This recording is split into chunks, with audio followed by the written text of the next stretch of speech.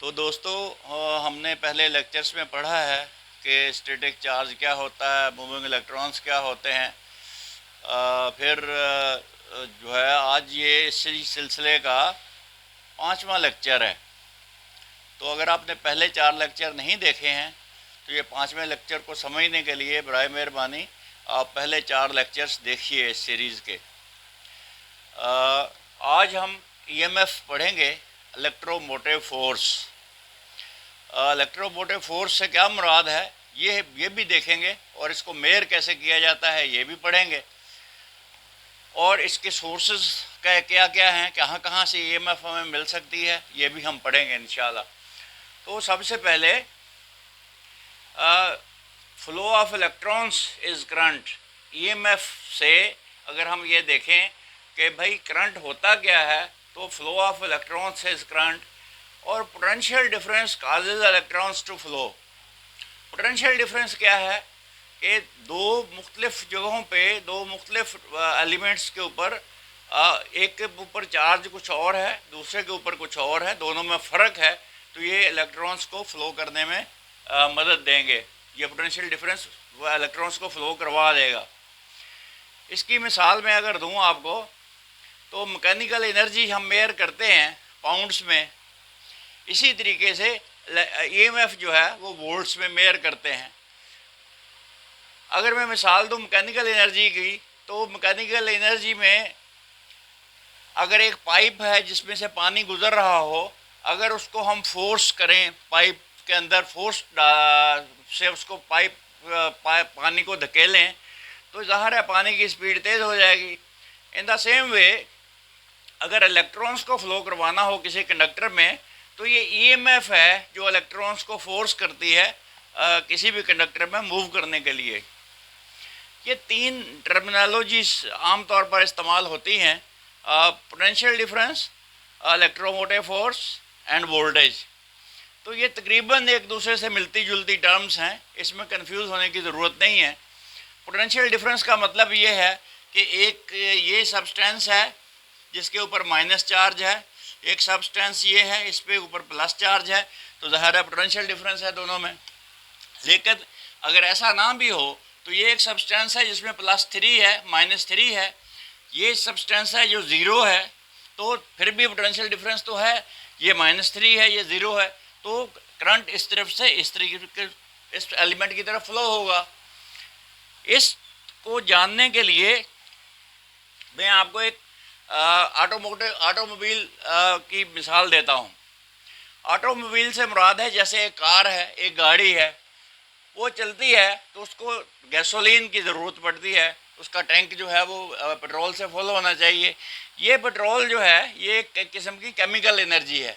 इस chemical energy में को हम बर्न करते हैं और इसको मैकेनिकल एनर्जी में कन्वर्ट करते हैं। मसलन मैं आपको मिसाल देता हूँ कि ये गैसोलीन तो केमिकल एनर्जी है, इसको हम बर्न करते हैं, तो इंजन जो है वो इसको मैकेनिकल एनर्जी में कन्वर्ट करता है। तो इंजन क्या हुआ, इसका प्राइम मूवर हुआ। इसी तरीके से ईएमएफ जो है ये भी इलेक्ट्रॉन्स को फोर्स करती है फ्लो करने में। तो जैसे इंजन मैकेनिकल एनर्जी से गाड़ी को मूव करने के लिए मदद देता है, इसी तरीके से करंट को ईएमएफ जो है वो फोर्स करती है फ्लो करवाने के लिए। तो ईएमएफ पैदा कहाँ से की जा सकती है, इसके 4 तरीके हैं। पहला मैकेनिकल एनर्जी, मसलन जनरेटर। तो जनरेटर को मैं बाद में हम पढ़ते हैं इंशाल्लाह कि जनरेटर क्या होता है। फिर केमिकल एनर्जी जैसे बैटरी, लेड एसिड बैटरी आप सब रात ने देखी होगी, तो ये केमिकल एनर्जी से ईएमएफ पैदा करते हैं। इन द सेम वे फिर तीसरी किस्म है फ्रिक्शन। फ्रिक्शन से भी हम जो है ना ईएमएफ पैदा करते हैं। इसकी मिसाल ऐसे है कि जैसे खुश्क बालों में अगर कोई इंसान कंघा करे, कॉम्ब को अपने बालों में फेरे, तो कॉम्ब चार्ज हो जाता है और बाल भी चार्ज हो जाते हैं। आपने देखा होगा कि बाल कॉम्ब की तरफ अट्रैक्ट करते हैं।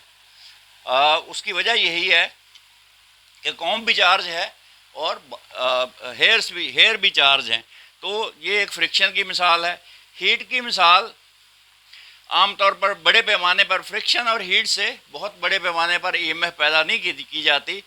ये दोनों जो है आमतौर पर सेंसर्स वगैरह में इस्तेमाल होते हैं, मेजरमेंट किसी भी जगह से सेंस करने के लिए इस्तेमाल होते हैं।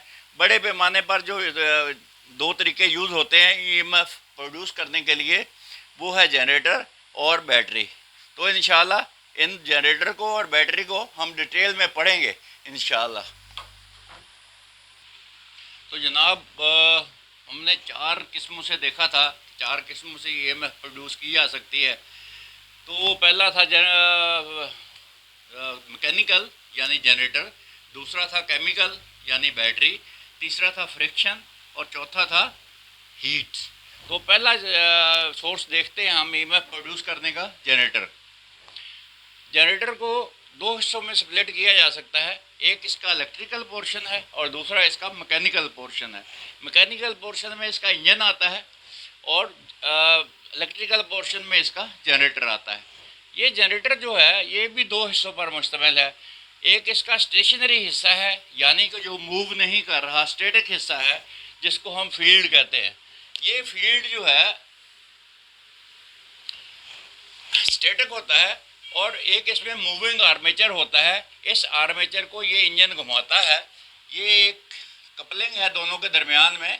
ये कपलिंग इस इंजन को इस जनरेटर से कनेक्ट करती है और इस जनरेटर का आर्मेचर इससे कनेक्टेड है और ये आर्मेचर जो है ये इससे मूव करता है।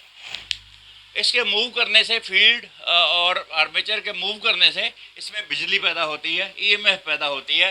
ये ईएमएफ 220 वोल्ट होती है, जो कि हम आमतौर पर घरों में इस्तेमाल करते हैं, और ये 50 हर्ट्ज़ होती है, 50 हर्ट्ज़। और ये वोल्ट ये हम पढ़ेंगे इंशाल्लाह डिटेल में। जनरेटर भी हम डिटेल में पढ़ेंगे, लेकिन मैं सिर्फ आपको एक इंट्रोडक्शन दे रहा हूँ जनरेटर का, कि जनरेटर इस तरीके से काम करता है।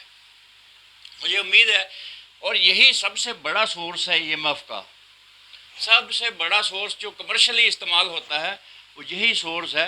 जनरेटर से ही बिजली पैदा की जा सकती है। ये जो आप देखते हैं नेशनल ग्रिड है पाकिस्तान में, जो कि तमाम पूरे पाकिस्तान के शहरों को आपस में कनेक्ट करता है। इसमें जितनी भी बिजली पैदा की जा रही है, ये जो मुख्तलिफ पावर प्लांट्स हैं, इन सब में अल्टीमेटली जनरेटर ही लगे हुए हैं। यही जनरेटर्स जो है वो बिजली पैदा करते हैं। उसके प्राइम मूवर का, इसको इंजन जो है इसको कहते हैं प्राइम मूवर। इसके प्राइम मूवर का फ़र्क हो सकता है, इंजन लगाएं, टरबाइन लगाएं, विंड मिल लगाएं, घुमाना है इस आर्मेचर को। इसका सोर्स कोई भी हो सकता है, लेकिन अल्टीमेटली जनरेटर ही है, उसी का आर्मेचर हमने घुमाना है और ये बिजली पैदा करनी है। तो ये जितने भी पावर प्लांट पाकिस्तान में लगे हुए हैं बड़े बड़े, इन सब में अल्टीमेटली जनरेटर ही लगे हुए हैं, जो कि नेशनल ग्रिड को बिजली मुहैया करते हैं। तो दूसरा सोर्स जो है वो है बैटरी। बैटरी के लिए एक सेल, हम देखते हैं कि एक सेल कैसे काम करता है। ये एक कंटेनर है, इस कंटेनर के अंदर हमने अमोनियम क्लोराइड का सॉल्यूशन बना के इसमें डाला है, इलेक्ट्रोलाइट डाला है, इसको इलेक्ट्रोलाइट भी कहते हैं, सॉल्यूशन कह लें। इसके अंदर 2 हमने रॉड्स डाली हैं, एक जिंक की है और दूसरी कॉपर की है। कॉपर की जिंक और कॉपर की प्लेटों को, दोनों को टर्मिनल्स को हमने एक वायर के साथ लोड से कनेक्ट कर दिया है, जिंक की प्लेट को भी और कॉपर की प्लेट को भी। तो जब हम लोड से कनेक्ट करते हैं तो आप देखेंगे कि इसमें से करंट फ्लो होना शुरू हो जाता है। वो इसलिए हो जाता है कि जब भी कोई 2 मुख्तलिफ एलिमेंट्स, 2 डिसिमिलर एलिमेंट्स को कंबाइन किया जाता है, मसलन हम देखें तो एक सोडियम क्लोराइड की मिसाल मैं आपको देता हूँ। सोडियम एक एलिमेंट है, लेकिन जब हम उसको किसी दूसरी चीज़ से क्लोरीन से मिला के उसको हम पानी में डालते हैं तो ये आयंस में तब्दील हो जाता है, और ये आयंस जो हैं ये पॉजिटिव भी होते हैं, नेगेटिव भी होते हैं। अगर उसमें से इलेक्ट्रॉन्स निकल गए हैं तो ये पॉजिटिव आयन बनेगा, और अगर उसमें इलेक्ट्रॉन दाखिल हो गए हैं तो ये नेगेटिव आयन बनेगा। तो ये आयंस यहाँ भी बनने शुरू हो जाते हैं और अल्टीमेटली फिर ये आयंस जो है प्लेट्स पे ऊपर इकट्ठे होते हैं, इसके ऊपर इलेक्ट्रॉन्स इकट्ठे होना शुरू हो जाते हैं और इसमें से इलेक्ट्रॉन्स निकलना शुरू हो जाते हैं। तो फिर ये इलेक्ट्रॉन्स यहाँ से मूव करते हैं और इस लोड में से गुजरते हुए इस कॉपर प्लेट पे आ जाते हैं और ये यहाँ आपस में आकर न्यूट्रलाइज होने की कोशिश करते हैं। यहाँ लोड की जगह पे मैं अगर एक छोटा सा बल्ब लगा दूं तो ये जलने लगेगा। तो ये जो इस तरह का सेल है इसको हम एक वोल्टेज सेल कह सकते हैं। ये वोल्टेज सेल से मुराद ये है कि ये एक छोटा सेल है जो केमिकल एक्शन से ईएमएफ प्रोड्यूस करता है। इसके बाद हम एक छोटी सी मैं एक मिसाल और आपको देता हूँ। आपने आमतौर पर सेल देखे होंगे, ड्राई सेल, जो कि हम मुख्तलिफ जगहों पे इस्तेमाल करते हैं, क्लॉक्स में होते हैं, बच्चों के खिलौनों में होते हैं। तो ये ड्राई सेल कैसे बनता है, इसकी कंस्ट्रक्शन पे ज़रा गौर करते हैं।